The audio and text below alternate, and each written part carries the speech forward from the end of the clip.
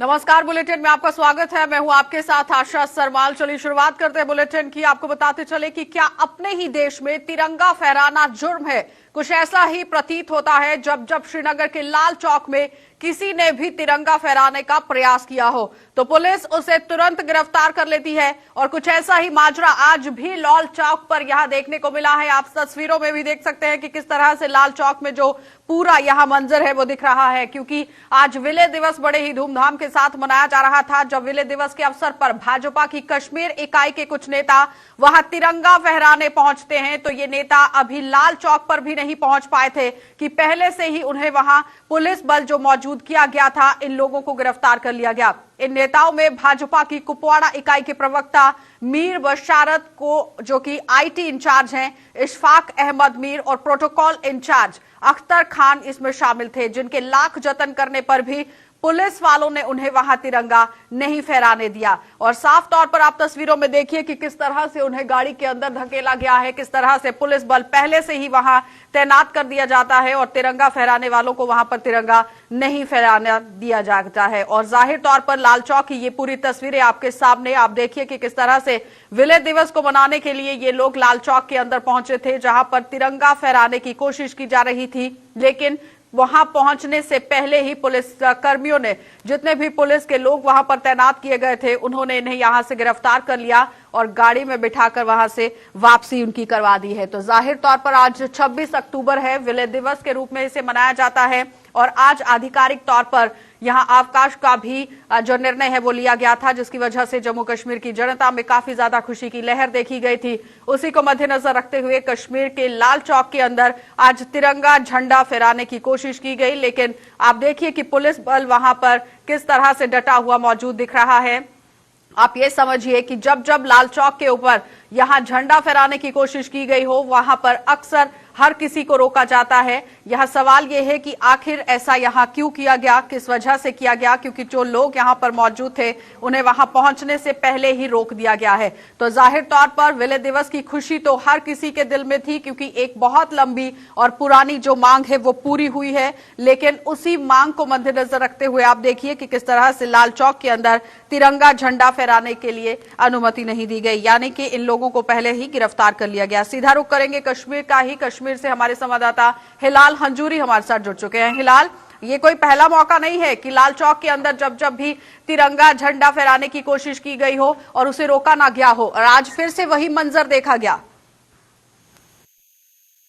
देखिए, इसमें कोई शक नहीं कि जो श्रीनगर का लाल चौक इलाका और खासतौर पर एक पर्टिकुलर प्लेस जिसे घंटाघर कहते हैं, वहां पर झंडा लहराना तो एक सिक्योरिटी पॉइंट ऑफ व्यू से काफी हसास तस्वुर किया जाता है, काफी हाइपर सेंसिटिव तस्वुर किया जाता है, क्योंकि हमेशा सिक्योरिटी एजेंसीज को ये खदशा रहता है कि अगर यहाँ पर कोई भी झंडा लहराया जाता है तो उसके बाद लॉ एंड ऑर्डर की प्रॉब्लम जो है कहीं ना कहीं पुलिस के लिए क्रिएट हो जाती है। तो उस लॉ एंड ऑर्डर प्रॉब्लम को दूर करने के हवाले से जो कुछ लोग यहाँ भारतीय जनता पार्टी से जिनका ताल्लुक है, हालांकि बड़े लीडरान वो नहीं है, डिस्ट्रिक्ट लेवल पे वो रिप्रेजेंट कर रहे हैं, तो अपनी सियासत चढ़ाने के लिए झंडे का अब कश्मीर के अंदर इस्तेमाल होने लगा है। चाहे महबूब मुफ्ती की जानब से जो स्टेटमेंट आया है या अब भारतीय जनता पार्टी की जानब से उसका फॉलो अप किया जा रहा है, तो एक सियासी माहौल जो है कश्मीर के अंदर पैदा हो रहा है और इस झंडे का फायदा हर कोई पार्टी अब उठाने की कोशिश कर रही है। ही देश का झंडा, अपने ही देश का तिरंगा, अपने ही देश के अंदर फहराना, कहाँ की राजनीति हुई?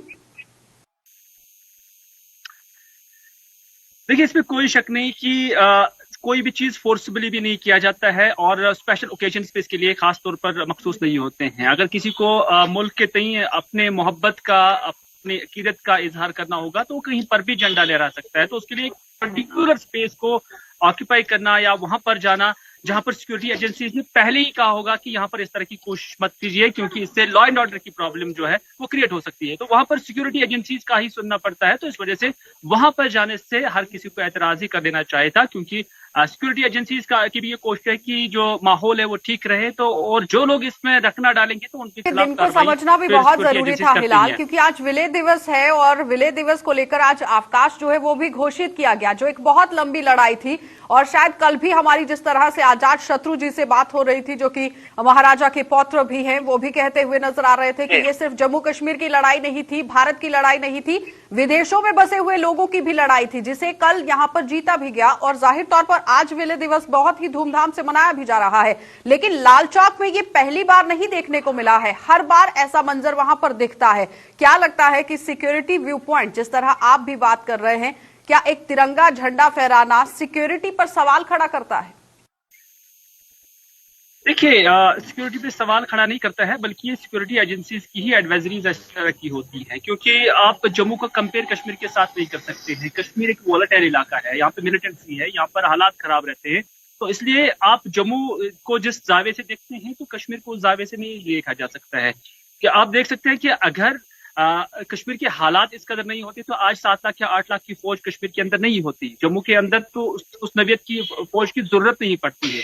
तो परिस्थितियों को, हालात को, सिचुएशन को मद्देनजर देखते हुए इस तरह के जो इकदाम है वो एडमिनिस्ट्रेशन की जानब से उठाए गए हैं। और यही वजह है कि जो लोग कुपवारा से आए थे वो तो कुपवारा में भी इस झंडे को लहरा सकते थे, लेकिन उन्हें पता था कि वहां पे मीडिया हाइप उन्हें ज्यादा नहीं मिल सकती, तो इस वजह से वो लाल चौक के अंदर आए, क्योंकि लाल चौक मीडिया के लिए एक हब तस्वर किया जाता है। यहाँ पर हमने सब सिलसिले परचम भी आज तक कई बार जो है लहराते हुए देखे हैं कुछ लोगों की जानब से, जिनके खिलाफ फिर कार्रवाई भी हुई है, क्योंकि इस लाल चौक पर सबकी नजरें रहती हैं। तो इस वजह से इस मौके का फायदा होता है। जिनकी गिरफ्तारी की गई है हिलाल, तो आगे की क्या कार्रवाई, क्या इन्हें छोड़ा गया है या आगे क्या पुलिस कर रही है?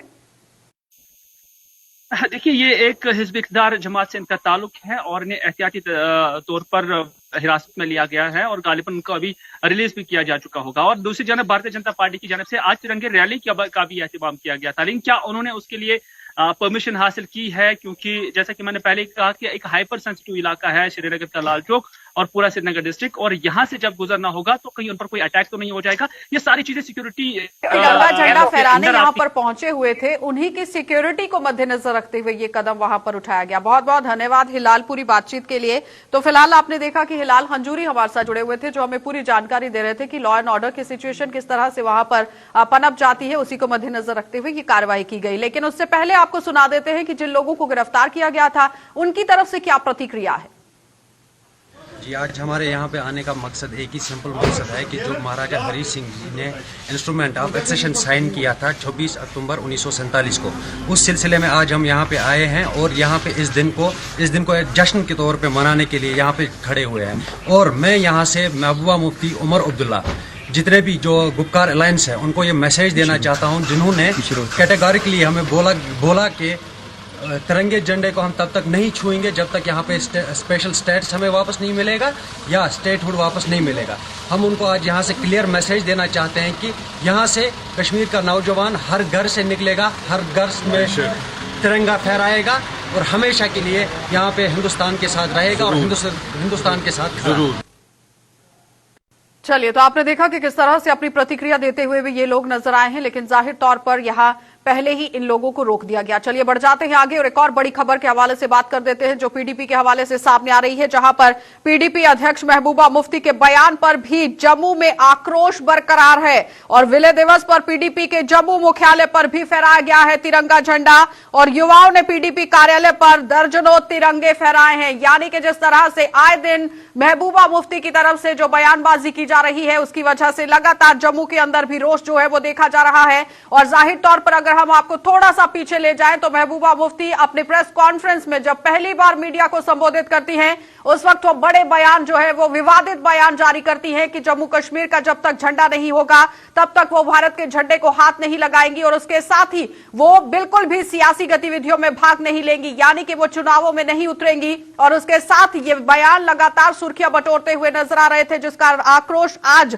जम्मू के युवाओं में देखा गया है, क्योंकि आज जम्मू कश्मीर के अंदर विलय दिवस मनाया जा रहा है और पीडीपी के जम्मू मुख्यालय में भी ज्यादातर देखिए आप किस तरह से तिरंगे झंडे जो हैं वो फहराए गए हैं, क्योंकि महबूबा मुफ्ती जिस तरह से बयान देती हुई नजर आई थी, जिसमें उन्होंने कहा था कि वो झंडे को बिल्कुल हाथ नहीं लगाएंगी, तो उन्हीं के पार्टी के जो मुख्यालय हैं वहां पर आप देखिए कि युवा किस तरह से उतरे हुए हैं और झंडे वहां पर फहराने की कोशिश की जा रही है। तो जाहिर तौर पर जम्मू कश्मीर के अंदर सूरत हाल आप देखिए कि किस तरह से बनते हुए नजर आ रहे हैं, क्योंकि हर वक्त ये अटकलें लगाई जा रही थी कि जब महबूबा मुफ्ती डिटेंशन से बाहर आएंगी तो आखिर सियासी घमासान किस तरह से शुरू होगा। तो एकदम से सियासी घमासान जो है वो शुरू हो गया है। लगातार बयानबाजी की वजह से महबूबा मुफ्ती जो है वो सुर्खियां बटोरती हुई नजर आ रही थी, लेकिन आज विलय दिवस के मौके पर जम्मू के जितने भी युवा हैं उनमें काफी ज्यादा आक्रोश देखा गया, जिन्होंने पीडीपी मुख्यालय पर यहां झंडे तिरंगे जो हैं वो फहराए हैं।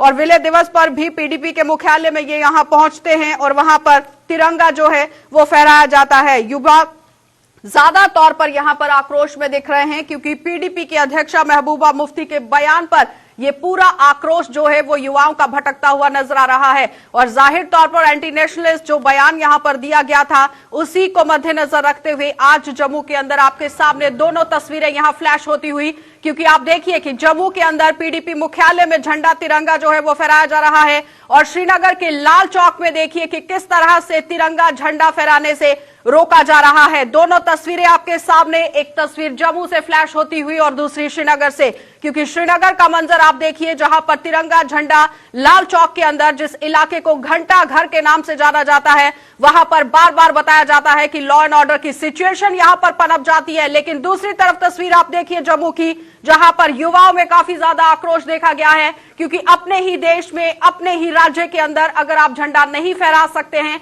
तो जाहिर तौर पर आप क्या कर सकते हैं, क्या आपकी देशभक्ति है वो सामने दिखती है। क्योंकि हर एक शख्स का धर्म सबसे पहले है और सबसे पहले अपना राष्ट्र है, क्योंकि राष्ट्र सर्वोपरि है। और आज जम्मू कश्मीर के अंदर विलय दिवस मनाया जा रहा था। आज ही के दिन जम्मू कश्मीर का विलय भारत सरकार के साथ हुआ था, वो भारत का अभिन्न अंग बना था। लेकिन उसी को मद्देनजर रखते हुए आप देखिए कि श्रीनगर के अंदर आज भी तिरंगा झंडा लाल चौक पर नहीं फहराने की इजाजत दी गई और जाहिर तौर पर युवाओं में काफी ज्यादा आक्रोश जो है वो देखा गया है। और पीडीपी मुख्यालय यानी कि अध्यक्षा महबूबा मुफ्ती जिस तरह से बयान देती हुई नजर आई थी कि वो जम्मू कश्मीर का झंडा जब तक नहीं बनता तब तक भारत के झंडे को हाथ नहीं लगाएंगी, तो जाहिर तौर पर आज घेराव किया गया है पीडीपी मुख्यालय का और वहां पर तिरंगा झंडा फहराया गया है। और एक तिरंगा झंडा नहीं फहराया गया है, आप देखिए कि कितनी तादाद में युवा वहां पर पहुंचते हैं और तिरंगा झंडा वहां पर फहराया जाता है। और इसी से दिखता है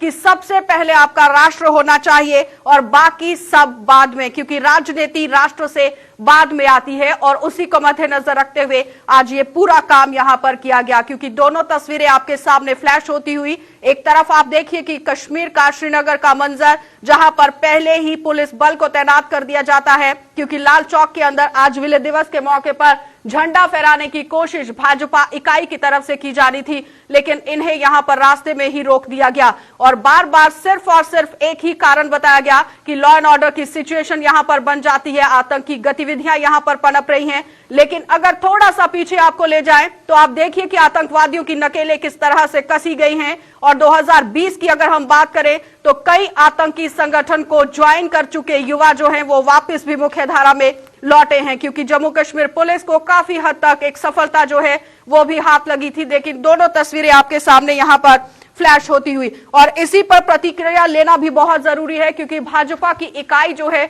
वो आज यहां डटी हुई थी। लाल चौक के अंदर वो बातचीत करने की भी कोशिश की जा रही थी, लॉ एंड ऑर्डर की सिचुएशन जो है वो पनपती हुई नजर आ रही थी। लेकिन आप समझिए कि किस तरह से पूरा काम जो है वो किया गया है। डॉक्टर ताहिर चौधरी भारतीय जनता पार्टी से हैं, इन्हीं से बातचीत करेंगे। ताहिर जी, आपसे जानना चाहते हैं कि दोनों तस्वीरें इस वक्त हमारे टीवी स्क्रीन पर फ्लैश हो रही हैं, जहां पर पीडीपी मुख्यालय में एक तरफ युवा जो है वो झंडा फहराते हुए नजर आ रहे हैं और दूसरी तरफ आप देखिए कि श्रीनगर के अंदर झंडा फहराने की इजाजत नहीं।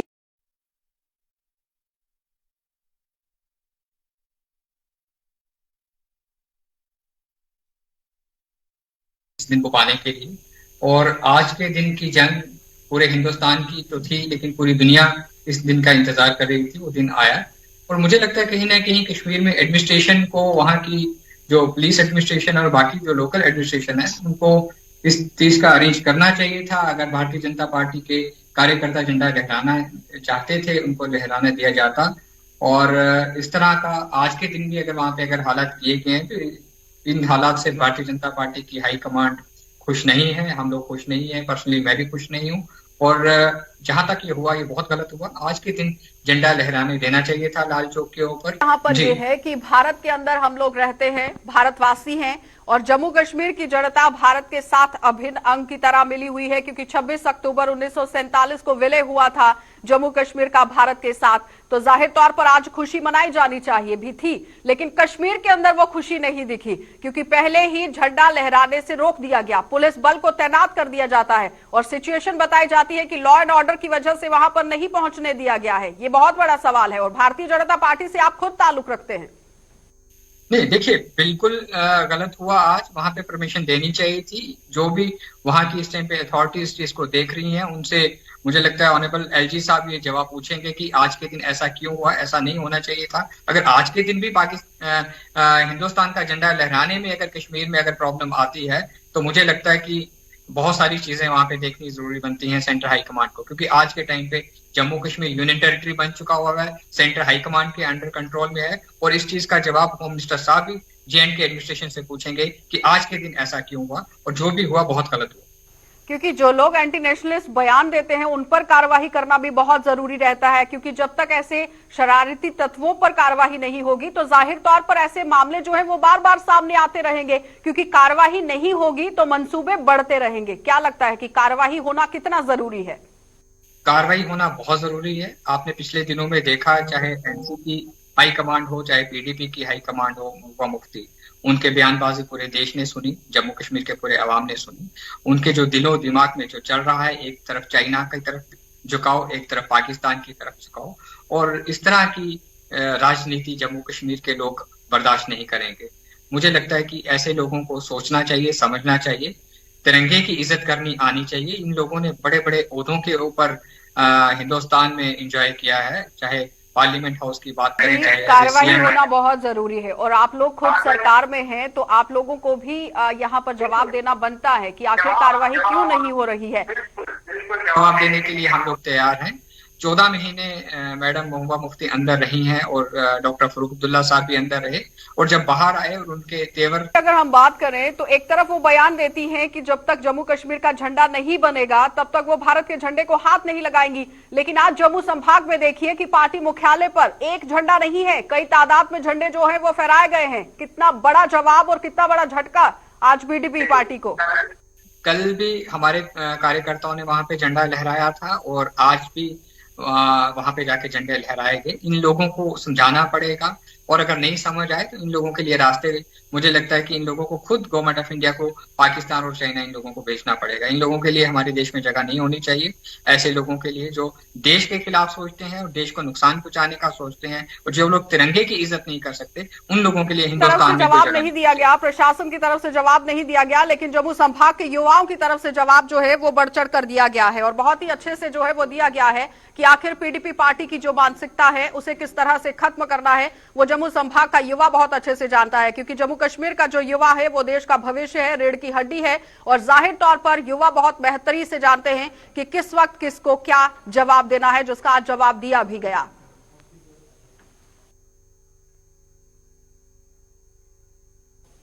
तो आज जम्मू कश्मीर अपना विलय दिवस मना रहा है, और जम्मू में आज जगह जगह पर इस विशेष दिन पर कार्यक्रमों का आयोजन कर तिरंगा झंडा फहराया गया। विलय दिवस पर प्रदेश भाजपा द्वारा जम्मू में तिरंगा रैली का आयोजन किया गया, और ये रैली शहर के विभिन्न इलाकों से होते हुए महाराजा हरि सिंह पार्क पहुंचकर संपन्न हुई। उस रैली में भाजपा के प्रदेश अध्यक्ष रविंद्र रैना सहित बड़ी संख्या में पार्टी के नेता और कार्यकर्ता भी भाग लेते हुए नजर आए।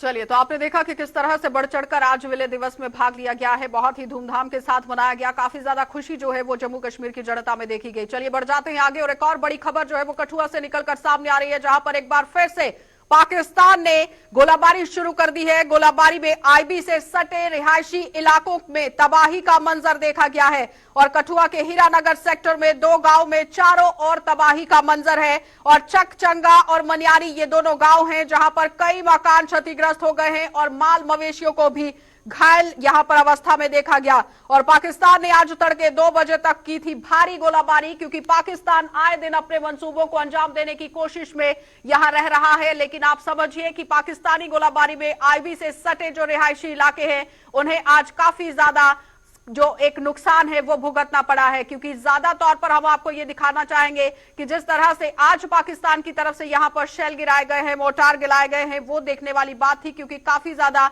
लोगों को परेशानी के दौर से यहां पर गुजरना पड़ा है। कठुआ के हीरानगर सेक्टर के ये दोनों गांव हैं जहां पर लोग जो हैं वो अब दहशत के साए में जीने को मजबूर हो गए हैं। चकचंगा गांव है और मनियारी गांव, और यहां कोई पहला मौका नहीं है कि आज पहली बार यहां पर इस तरह से हरकत जो है वो पाकिस्तान की तरफ से की गई हो। इससे पहले भी पाकिस्तान मनियारी पोस्ट को कई बार निशाना बना चुका है, और जब भी वहां पर बाढ़ लगाने की कोशिश की जाती है उस वक्त भी पाकिस्तान लगातार गोलाबारी का सिलसिला शुरू कर देता है।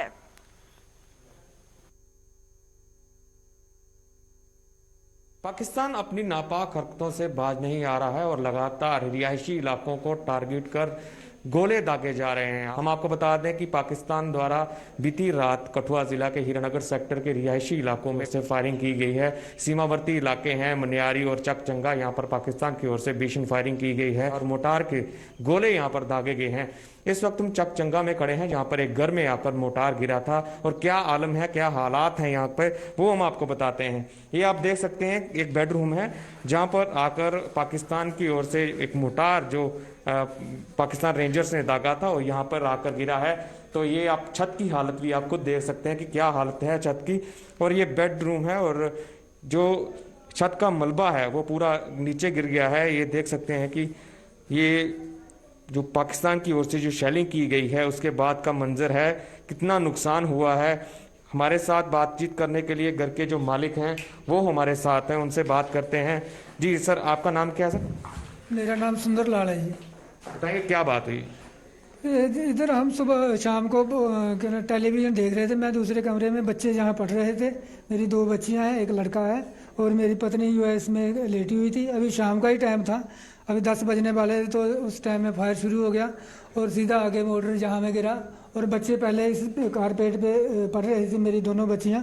और तो उसी टाइम बिस्तरे पर जब गई तो उसी टाइम से ये जो गोला पाकिस्तान से आगे ऊपर गिरा, और मेरी एक बच्ची तो बेहोश हो गई।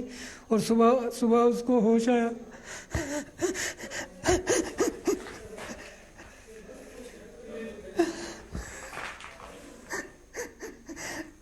और मैंने सुबह उसको, बच्ची को थोड़ा सा प्यार दिया और उसको थोड़ा होश आई बच्ची को। फिर मैंने, वो बोली कि मैं अभी इस कमरे में, इस घर में नहीं रहूँगी, कहीं दूसरी जगह में सोना है। फिर भी मैंने उसको प्यार से उसको बोला कि अभी नहीं फायर होगा, अभी कुछ नहीं होगा, दूसरे मोर्चे में चले जाएंगे। और ये पता नहीं चलता है कि कब फायर होगा कब नहीं होगा, नहीं तो मोर्चे में हम पहले चले जाते। अभी तो शाम के टाइम खाना खाया और बच्चों ने थोड़ा सा पढ़ना शुरू किया। 8-9 बजे तक तो बच्चे पढ़ते हैं, 10 बजे यहाँ फायर शुरू हो गया। तो पहले भी फायरिंग होती है या रात को ही फायरिंग हुई यहाँ पे? नहीं, पहले भी फायरिंग होती थी। पहले तो खेतों में होती थी, हमारे उधर पशु बांधे हैं बाहर में, उनके आसपास में गोले गिरते हैं। सर्दियों में भी फायर हुआ, हमारी उधर गेहूं में पड़ा है। अभी एक थोड़े दिन से गांव में फायर हो रहा है। पहले थोड़े दिन बंद रहा, इनकी जो बॉर्डर के ऊपर क्या बोलते हैं, उधर से बीकाचक में पहले फायर करते थे, मनियारी में फायर करते थे। उसके बाद में अभी हमारे गाँव में फायर शुरू हो गया इनका। तो रात को जब फायरिंग पाकिस्तान की ओर से यहाँ पर शुरू हुई है तो आप बच्चों को लेकर यहाँ से भागे हैं। अभी बच्चे कहाँ हैं आपके? अभी बच्चे जो है वो दूसरे घर में, दूसरा जो बगल में घर है भाई का, उसके घर में। अभी वो डर के मारे इस घर के अंदर आ नहीं रहे हैं, बोलते हैं फिर फायर हो जाएगा, शुरू हो जाएगा। तो जिस प्रकार से रात से आप लोग यहाँ पर खौफ के साए में जी रहे हैं, प्रशासन का कोई अधिकारी आपसे मिलने के लिए यहाँ पहुँचा? बिल्कुल कोई नहीं आता यहाँ पे, आज तक किसी ने पूछा ही नहीं है यहाँ पे। अभी आते हैं हमारे जो चेयरमैन आए हैं, करण कुमार जी आए हैं और अशोक कुमार जी आए हैं। ये आते हैं जब भी फायर होता है ये पता लेते हैं हमारा। इसके बाद में कोई हमारा एमएलए नहीं, कोई मिनिस्टर नहीं, कोई दूसरा कोई भी आदमी यहाँ पे हमारी खबर नहीं लेता है। आज तक इन्होंने खबर ली नहीं है किसी बच्चे को बॉर्डर। जिस प्रकार से यहाँ पर फायरिंग रहती है, तो जिस प्रकार से आपने बताया कि बच्चे पढ़ते भी कैसे होंगे यहाँ पे? पढ़ ही नहीं सकते हैं बच्चे। रात को शाम को फायर जब शुरू हो जाता है, सुबह तक फायर रहता है, कब पढ़ना है? और स्कूल भी नहीं, एक साल से तो अभी स्कूल भी नहीं जा रहे हैं बच्चे, पढ़ाई कहाँ से होगी? और ये जब टेस्ट लेते हैं वहाँ बोलते हैं कि इन्होंने नंबर नहीं लिए। नंबर कहाँ से लेंगे? जो किताब ही नहीं देखेंगे, इसके 2 साल पहले हम उधर गंगू चक में माइग्रेट कर गए थे। मेरे बच्चे वहाँ से जाके स्कूल में जाके पेपर देते थे, उनकी किताबें जो घर में रहती थी। तो अगर लगातार पाकिस्तान की ओर से इसी प्रकार से फायरिंग जारी रही तो क्या आने वाले दिनों में आप पलायन करेंगे यहाँ से? बिल्कुल पलायन करेंगे। हम यहाँ पे रहने का कोई मतलब ही नहीं है। हम जमीन भी गवर्नमेंट को दे देंगे, घर भी गवर्नमेंट को दे देंगे, हम इधर रहने का कोई मतलब ही नहीं। पूछने वाला कोई सरकार है ही नहीं है यहाँ पे। सब सरकारें आई, कोई किसी ने आज तक हमारी बात नहीं पूछी। तो जैसे आपने देखा कि किस प्रकार से आलम रहता है जब पाकिस्तान की ओर से शेलिंग की जाती है रिहायशी इलाकों में। ये हीरानगर सेक्टर का इलाके हैं, सीमावर्ती गांव हैं, मनियारी, चकचंगा और कई गांव हैं जहां पर पाकिस्तान हमेशा टारगेट करता है। यहां पर अक्सर पाकिस्तान की ओर से शेलिंग की जाती है और रात को भी यहां पर शेलिंग की गई है। मोटार के गोले पाकिस्तान की ओर से दागे गए हैं और चकचंगा के एक गाँव के ऊपर आकर, एक मकान के ऊपर आकर ये मोटार शेल पड़ा है, जहाँ पर बच्चे और जो घर के अरसे हैं वो घर के अंदर ही भीतर ही सो रहे थे। और भगवान का ये शुक्र है कि उन किसी को कोई क्षति नहीं पहुंची है, लेकिन मकान को है काफी क्षति इसमें पहुंची है। हीरानगर सेक्टर से वीडियो जर्नलिस्ट कुलदीप चौधरी के साथ सरबजीत सिंह। चलिए तो कबाड़ फिर से रुक कर लेते हैं बड़ी खबर की ओर, क्योंकि लद्दाख से बड़ी खबर जो है वो निकलकर सामने आ रही है, जहां पर एक बार फिर से भारतीय जनता पार्टी को बढ़त हासिल होती हुई नजर आ रही है। लेह हिल काउंसिल में भाजपा को बढ़त मिल रही है और कड़ी सुरक्षा के बीच वोटों की गिनती अभी भी जारी है और भाजपा अकेले दम पर यहां काउंसिल पर कब्जा कर सकती है। और काउंसिल के चुनावों में 65% मतदान हुआ था और आज यहां 94 उम्मीदवारों के भाग्य का फैसला हो रहा है। आपको बताते चले कि लगातार जिस तरह से काउंसिल के ये चुनाव करवाए जा रहे थे तो ज्यादातर पार्टियां जो है वो मैदान में कूदी हुई थी और कई मुद्दे लेकर कूदी हुई थी, लेकिन अब देखना यह है कि किस तरह से भाजपा जो है वो अपनी बढ़त बनाती हुई नजर आएगी, क्योंकि सुबह 9 बजे से ही लगातार गिनती जो है वो शुरू हो गई थी और उसके बाद जो रिजल्ट देखने को मिल रहे हैं एक एक करके, उसमें यही सामने आया है कि भारतीय जनता पार्टी लगातार यहां बढ़त बनाती हुई दिख रही है। और साथ ही आपको यह भी बताते चले कि कड़ी सुरक्षा के बीच सिंधु संस्कृति केंद्र में मतगणना हो रही है और मुख्य मुकाबला कांग्रेस और भारतीय जनता पार्टी के बीच में है और शाम तक यह स्पष्ट हो जाएगा कि हिल काउंसिल का गठन कौन करेगा। और अनुच्छेद 370 की अगर हम बात करें तो अलग जब इसे यहां पर यूटी बनाया गया है तो उसके बाद ये पहली बार यहां चुनाव हो रहे हैं और जाहिर तौर पर आप देखिए कि भारतीय जनता पार्टी किस तरह से यहां अपनी बढ़त बनाती हुई नजर आ रही है, क्योंकि 30 सदस्यीय हिल काउंसिल की 26 सीटों पर यह चुनाव हुआ है और चुनाव की मतगणना जो है वो अभी भी चल रही है। 4 सीटों को मनोनयन से भरा जाना है और इस बार आम आदमी पार्टी पहली बार चुनावी मैदान में कूदी हुई है और उसके बाद आम आदमी पार्टी जब पहली बार यहां पर कूदी तो उसके बाद आपको यह भी बताते चले कि कई मुद्दे जो है वो सामने लेकर आई थी। 22 अक्टूबर को मतदान हुआ था और लेह हिल काउंसिल के चुनावों के मैदान में 94 उम्मीदवार जो है वो दिख रहे हैं और उसके साथ ही आप ये समझिए कि मतगणना केंद्र के अंदर 58,471 वोट जो हैं वो डाले गए थे और इन्हीं वोटों की गिनती के लिए आज अलग अलग नुमाइंदे जो हैं वो यहां पर पहुंचे हुए हैं। 65% मतदान हो चुका है और 94 उम्मीदवारों का भाग्य इस वक्त बिल्कुल पेटियों के बंद है और पेटियों में जिस तरह से इस वक्त उनकी किस्मत का ताला जो है वो लगा हुआ है और जाहिर तौर पर शाम तक ये पूरा रिजल्ट जो है वो सामने आ जाएगा और 26 में से 18 सीटों पर यहां दर्ज पहले जो जीत की गई थी क्या वही सामने आती है या नहीं, क्योंकि अक्सर दोनों पार्टियों ने ही यहां पर अपना कब्जा रखा है, कभी भारतीय जनता पार्टी तो कभी कांग्रेस। लेकिन आज यहां से जो खबरें निकलकर सामने आ रही हैं उसमें साफ किया गया है कि भारतीय जनता पार्टी बढ़त बनाती हुई नजर आ रही है। चलिए बुलेटिन में फिलहाल इतना ही। देश और दुनिया की खबरों के लिए आप बने रहिए हमारे साथ।